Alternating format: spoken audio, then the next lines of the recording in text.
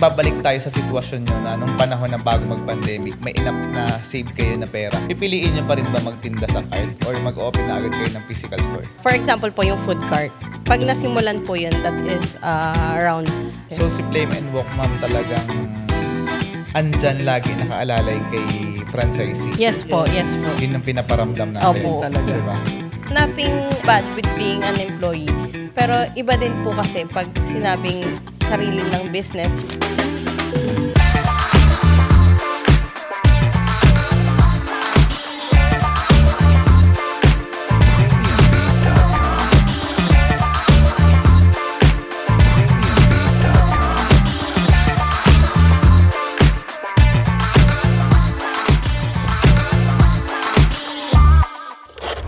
Ma'am, ano yung isa sa pinakamalaking adjustment nyo bilang isang owner ng cart at bilang ngayon ay isang owner na ng franchise system? Ano yung pinakamalaking adjustment nyo po? Adjustment po in a way na iba na yung dating na marami ka nang hinahawakan kasi talaga, sir. So bukod sa time management, kailangan iisipin mo din kung paano ko makakabisita dito, paano ko ma-maintain yung standard ng store na to. Yung mga ganun talaga. So parang madadagdagan yung, hindi naman workload, yung responsibilities. Kumbaga parang ikaw, parent ka, anak mo yung mga franchises kasi. So kailangan i-maintain mo din talaga. So, parang ganun po yung dating. So kailangan naalagaan po mabuti. Ma'am, sir, kung babalik tayo sa sitwasyon nyo na nung panahon na bago mag-pandemic, may enough na save kayo na pera, pipiliin nyo pa rin ba magtinda sa cart or mag-open na agad kayo ng physical store? Hindi pa rin, sir. Feeling ko cart pa rin talaga eh. Kasi iba po yung magre-risk ka kaagad ng malaki na versus simulan mo muna sa maliit, tapos tsaka mo puliduhin, ayusin mo muna yung standards, mag-set ka ng market mo, na para kahit lumaki ka, alam mong established ka na. Kailangan kasi gano'n. Hindi pwedeng kaagad, physical store. Unang-una, meron na agad doon rent. So doon pa lang, kakainin na agad yung sales mo. Laki na agad ang OPEX. Yes, sir. Yun. Tao. Dun po. Tao pa. Sa Yun tao pa, din. sir. Kailangan meron ka munang mapagkakatiwala ang tao talaga na bago mo simulan na mas malaki talaga. Kaya kahit kami ngayon, ito magti 3 years na, tsaka pa lang kami nagko-consider na mag-open ng physical store.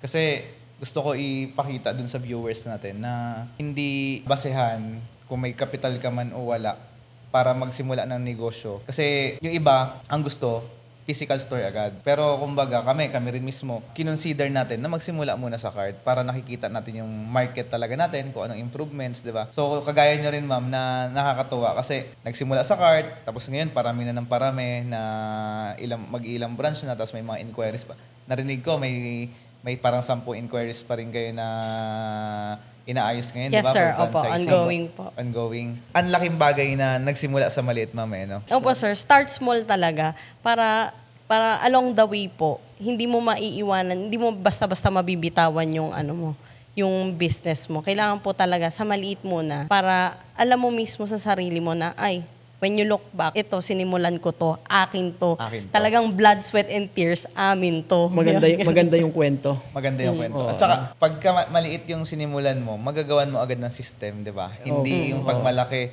bigla, tapos hindi mo na alam yung system. Masiset mo ng standard talaga. Ma'am, di ba medyo rumarami na rin yung franchise natin, no? Opo. Siyempre, dumadami rin yung operational cost natin. Baka makahingi po kami or mga netizens natin ng konting idea para sa may mga taong gusto mag-franchise sa inyo. Ayun, sir.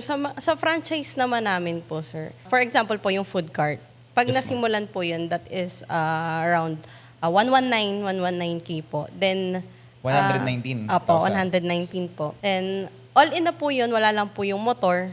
Pag gusto po nila mag-add ng motorcycle, pwede naman po ipa-align.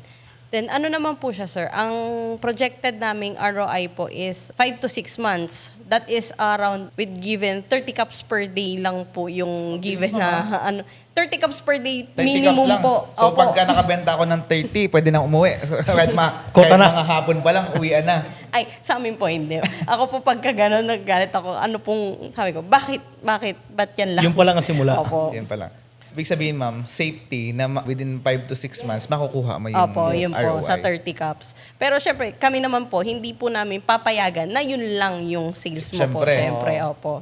Kasi po, yun yung ine-establish namin na kuha mo na yung brand. So, it's up to us na tutulungan din namin kayo para maano yun. Kaya po pagdating sa locations, sa paghahanap po ng tao, mag-a-assist pa din po kami para po makapag-start. At tutulungan pa rin po namin si franchisee na maging stable po. Like yung stocks po, sa amin po nagagaling, and yung like sa suppliers po namin, sila din po yung magsusupply sa franchises namin, like yung LPG, eggs, para po mas mababa po yung operating expenses nila. Kasi po pagka hiwa-hiwalay pa po kami, hindi po kami makakakuha in bulk, wala po kaming discount. So kailangan po, parang sa amin na po lahat, para yung distribution, lahat po kami makakatipid sa expenses. So si Flame and Walk, ma'am, talagang andyan lagi nakaalalay kay franchisee. Yes po, Yes. yes po. Yun ang pinaparamdam natin. Opo. Yun talaga. Diba? Kasi pagka hinayaan natin si franchisee, baka mahila din yung pangalan natin di ba? Yes po, exactly, Yun din sir. talaga Yan. inaalagaan namin. Siyempre yung pangalan. Siyempre kung ano yung tiwala ng nandun sa pinakang main, gusto ko ganun din maging tiwala doon sa mga nag-franchise. So parang isa lang din talaga. Yung talaga binibuild namin. So yung training, sir, included dun sa package nyo. Opo. Yes po. Yan. Ma'am, ano naman diskarte nyo? Kasi syempre, sa online, maraming nakakita. Halimbawa, may gusto mag-franchise sa Cavite or Batangas. Paano naman yung operational nun? Kasi medyo malayo. Halimbawa, kagaya ng mga gasol, itlog, paano to i-deliver? Ano naman, sir, pag sa malalayo, actually may nag-inquire nga po ng Visayas tsaka Mindanao, nakakaloka. Grabe. Sobrang layo naman nun. Ang recommended po namin is store type po talaga. Kasi mas maganda po siyang ma-maintain po. Then yung storage din po is a huge factor po. Para po like weekly or twice a month, kami makakapag-deliver ng stocks para ma-accommodate na lahat po manggagaling sa amin yung stocks. Ganun. Ano yung mga pinaka-importanting natutunan nyo bilang franchisor na maaari nyong ma-share sa mga franchisee nyo? Huge deal po talaga, sir, when it comes to marketing. Kasi yung sa una po ni Flame and Walk, hindi po kami active like sa social media or something. Gumawa lang po kami ng page and that's it. Post lang po ng pictures, pag madami yung tao, that's it po. Pero ibang usapan na po, like, ngayon po kasi, pag digital marketing, yun na po yung mas aggressive ang atake po. Kasi po, ang mas nagte-trending po ngayon is hindi sa TV, hindi sa, sa internet po talaga, sa social media. Doon po mas malawak yung reach para sa mga potential customers po natin and potential franchisees. Kaya doon po kami nag-decide na kumuha po ng marketing team. Shout out Sir Marky ba?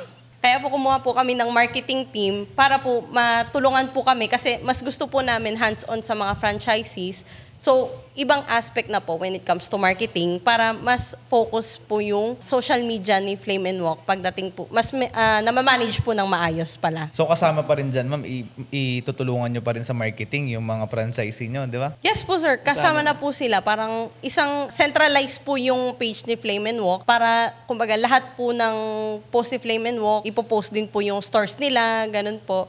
At the same time po, tutulungan din po nila ng mga franchisees yung page ni Flame and Walk when it comes to pag-share po, yan, ganyan, pag-a-attract ng followers para mas lumawak palalo yung reach po namin. Ayun, ma'am. So talagang habang nagsasalita ka kanina, na-starstruck kami na ang dami namin natutunan kasi parang feeling namin, alam na namin yung gagawin. So talagang believe kami sa inyo, ma'am, mag-asawa ni Sir Mel na how you manage yung mga quality, yung franchisee nyo. Kami din, ngayon, na-open din kami na to consider na magpa-franchise naman ng Mr. Pares. Kasi, actually, marami na rin kami inquiry. Ngayon, we have 400 inquiry talaga. Nung chinek ko, hindi talaga namin sinecheck na yung inquiry ng Mr. Pares kasi talagang hindi pa namin naiisip magpa-franchise.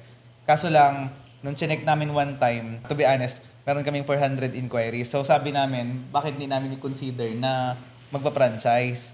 Kasi yung iba nga, may Mindanao, may Ilocos, may Bicol. Pero kumbaga syempre sa medyo malaki yung operation namin, nahihirapan kami mag-consider kung paano namin i-manage. Lalo't ngayon pa lang, yung 5 store namin, medyo magkakalayo na rin kasi may Tagaytay, Baguio, Malate, Makati, tsaka itong Timog.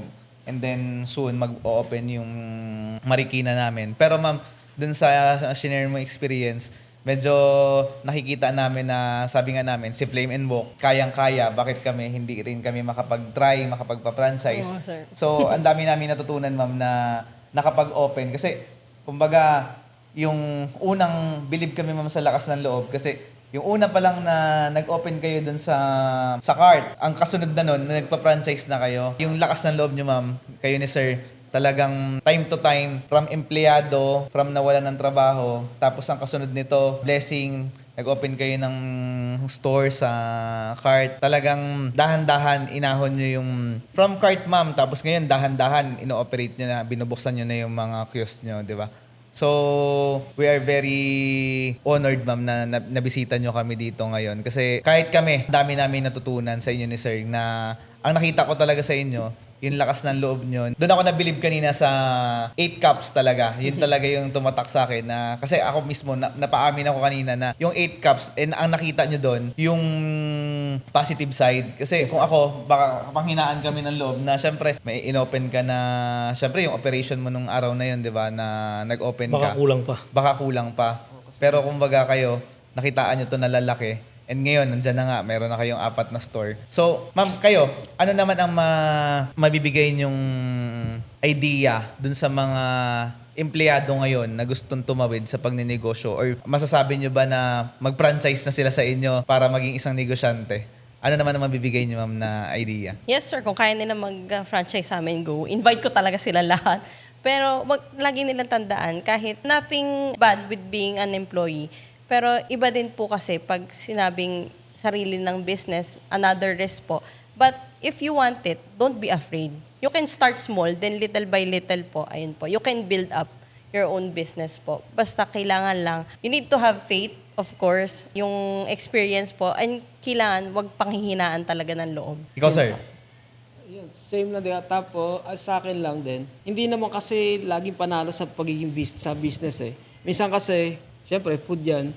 Minsan, ano ka na, wala kang benta. Minsan, feeling mo, napakataas ng benta mo. So, huwag nyo laging ititingnan na laging panalo pag nag-business. Kasi, sugal nga yan eh. Minsan, talaga matatalo ka, minsan manalo ka. Pero, ang mapapayo ko lang din sa inyo, kung magpa-franchise kayo sa amin, assure lang din namin na tutulungan namin kayo. Hindi namin ipapakita yung kung yung madadown kayo, hindi namin ipapakita. Ipapakita namin yung suporta namin sa inyo para pare-parehas tayong umangat. Nang dumating na ba, ma'am, sa punto na pinanghinaan kayo ng loob sa Flame and Walk? Yes, sir. Of course po. Minsan po talagang meron kami hindi pinagkakasunduan po. Talagang dumating po sa point na, itutuloy pa ba natin to? So, tigilan natin to, magtrabaho na tayo ulit. Pero kami naman, andyan na yan eh. Tiyagain na natin. Kailangan mo talaga sipag at tiyaga lang, sir. Kahit sabi mo, literal, umulan bumagyo, nakabukas po kami talaga noon. So minsan, kahit sabi mong lulubog lilitaw po yung sales, ang kailangan kasi makita ng mga tao is yung consistency. Na nandyan ka, maganda yung products mo. Pag nakita ng tao yun, babalik at babalik sila. May times pa rin na talaga nagtalo kami, nag-iyakan kami. Itutuloy ba natin? Totoo yan na walang halong joke. Talagang nag-iyakan kami, itutuloy ba natin to?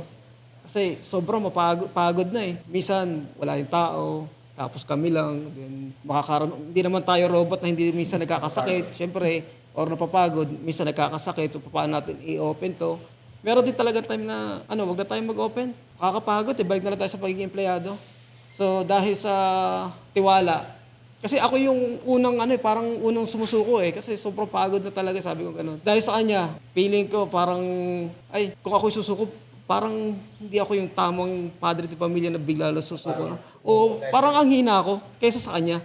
So, nung nakita ko yung kanyang dedikasyon doon sa ginagawa naming negosyo, andyan na, yun talaga yung salita, andyan na yun eh. Ba't hindi natin tutuloy? So, parang sinayang lang din natin yung effort natin nung una, tapos ngayon parang itatapon lang din natin. So, ayos kami. Nais namin, sige, tuloy natin to. Kahit gaano kahirap, hanggang maging successful tayo. Yun talaga yung namin. So, samahan lang din talaga ng dasal. Kaya natin yan, kakayanin.